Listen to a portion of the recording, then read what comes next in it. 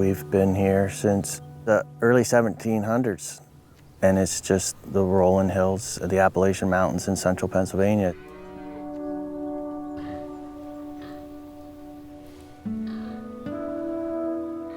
My wife and I would be the ninth generation. My children and their wives or husbands would be the 10th generation.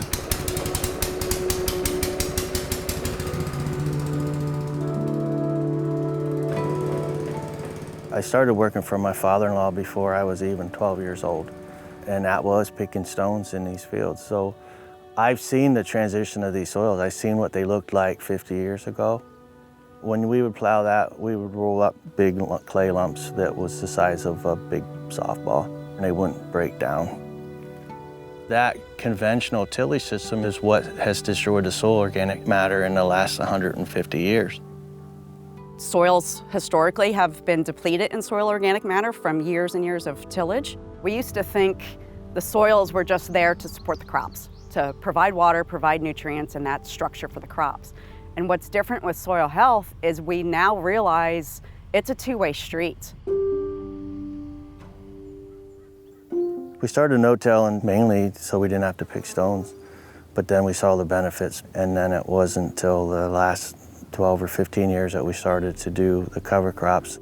I've known Jim for about 11 years. They've been innovative and leaders in the adoption of cover crops and no-till practices. They're really the two founding principles for soil health, reducing that soil disturbance level and then having that living root system and that living plant system all year long to really drive that biology that feeds those crops.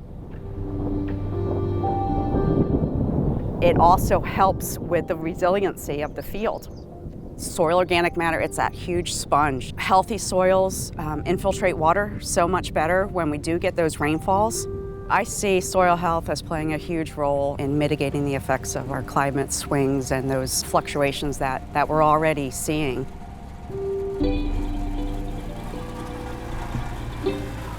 It's the swing that we're really worried about, because one year we have to deal with little to no rain, and the next year we have to deal with as much as 80 inches of rain.